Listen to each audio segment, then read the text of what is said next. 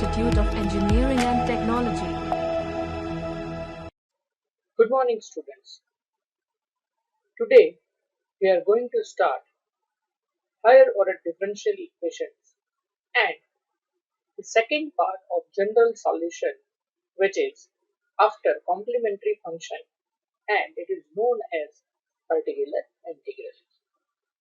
In that we are focusing on the first method, which is known as direct method for particular integral. And that we are taking a special case of exponential function defined as e raised to ax plus b. So for simplicity, I am considering second order differential equation y double dash plus c1 of y dash plus c2 of y equal to r of x. Now here, after defining differential operator, it will take this form d square y plus c1 times dy plus c2 times y equals to rx, and then we can take y outside on the left hand side, which will result this equation into d square plus c1d plus c2 times y equals to r of x. Finally, this form will be f of dy equal to r of x, and it is known as operator form of higher order differential equation. This part was already known in complementary function. Now focusing on the second part of solution as particular integral. To find particular integral, mainly in our curriculum we have these four possibilities: direct method, or it is known as special functions, method of undetermined coefficient, method of variation of parameter. These are three standard methods. The fourth method is the general method or the direct method, which is comparatively lengthy in comparison to these three methods. So in this video series, we are focusing on these three techniques only. Now we'll discuss the direct method for the special functions. That means the first case. To start this first case, always we have to do this process. We are considering particular integral for this function f of dy equal to rx as y of px, and it is denoted by 1 upon f of x into rx. So I am simply considering this f of d received on the left hand side as in the denominator of the right hand side. That means I am finding a particular solution of this equation. So it is known as particular integral. Now here the next step is depending on this function r of x. For this r of x, if it is a special function, it will fall in this five possibilities. First possibility is the exponential, which we are going to discuss today, e raised to ax plus b. Second possibility is sine of ax plus b, or you can say cos of ax plus b. Third is p of x, means a polynomial of variable x. Fourth is combination one, exponential function along with rx. And fifth is x into rx, x raised to n you can consider, into rx is again a random function. Today we will focus on this first part, which is exponential function. So let us start this first part for particular integral. Case 1, exponential function. So that means now my r of x will be e raised to ax plus b. So if I replace this r of x with e raised to ax plus b, what I have to do? Look carefully over here. I replaced this value of d with value of a. Where we can find this a? A is nothing but the coefficient of x in this exponential function. But there is a condition. If you replace d with a, now what is d? D is a variable in this function f of d, which was the left hand side of our operator form. It may happen that if you replace d with a, this function is resulting into 0. If this function is resulting into 0, move to the next step, otherwise stop over here.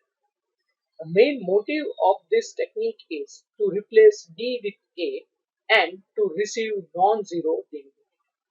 But if your denominator is 0, that means if this is happening, if f of a is non-zero and I am replacing d with a. So this part is there.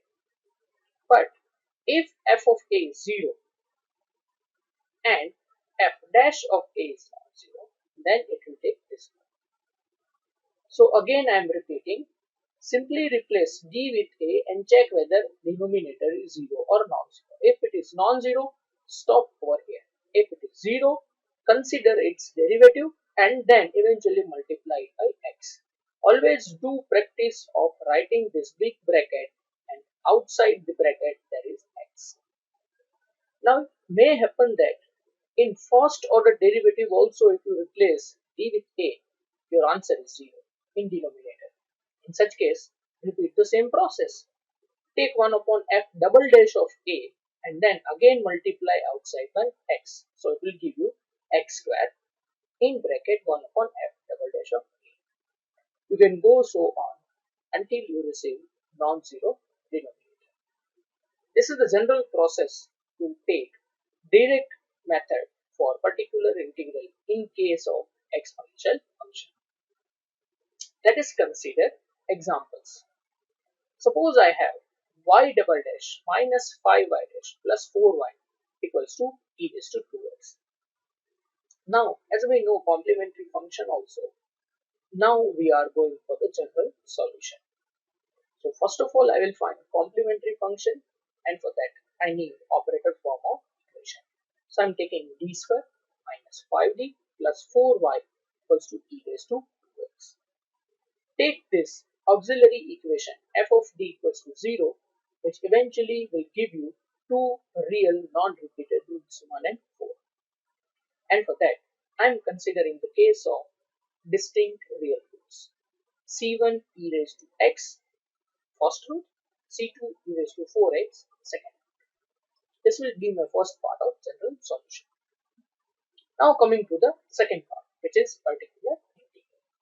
So I am taking yt as 1 upon f of d into rx. Now f of d is d square minus 5d plus 4, rx is d raised to 2x. So value of a over here is 2. So what I'll do, I will replace everywhere d with 2 and I will check whether denominator is 0 or non-zero. Over here, after replacing d with 2, my final answer is minus 2. That simply means that my answer is non-zero, so I will stop over here. And that gives me particular integral e raised to 2x upon 2. This is how very easily we can find particular integral in case of exponential function. And the last step is to generate the general solution. General solution is always yc plus yp. yc we already considered in our previous slide, which was complementary function, and pi is this part e raised to minus 2x by 2 with minus sign. So combining this two, c1 e raised to x plus c2 e raised to 4x minus e raised to 2x by 2 will generate the complete solution or general solution of this given differential equation. Let us consider second example. Suppose given equation is y double dash plus y dash minus 6y equals to e raised to 2x. So here operator form is d square plus d minus 6y equals to 2x. And so for complementary function I am taking auxiliary equation which will give me two roots minus 3 and 2. Again I am receiving non-repeated real roots. So value of CF is C1 e raised to minus 3x plus C2 e raised to 2x. Coming to particular integral. Now, if I take 1 upon f of d, it is d plus 3 into d minus 2. And here, I am taking multiplication with e raised to 2x. Now, why I considered factorized form over here, whereas in my previous case, I considered polynomial directly. Here I can see clearly that if I replace d with 2, my denominator is going to be 0. But the only part which is affected by this replacement is this part, because this is going to be 0 whereas this part is going to be a finite, non-zero value. So what I'll do, I will replace value of d in this first section only. So this is the benefit of taking directly factorized form. You can take direct polynomial form also, it will give you same answer. I am taking 1 upon 5 outside, and so I will get 1 upon d minus 2 e raised to 2x. Now, if I replace d with 2, my answer is going to be 0. So what I have to do, I have to multiply outside this bracket by x, and then I have to take derivative of this denominator with respect to d, which will give me 1 minus 0. So this turns out to be x by 5 into e raised to 2x. This is the case where denominator is getting 0 in only one factor, whereas the other factor is non-zero. Then by adding two complementary functions and particular integral, my final solution is c1 e raised to minus 3x plus c2 e raised to 2x plus x into e raised to 2x by 5. Let us consider one more example.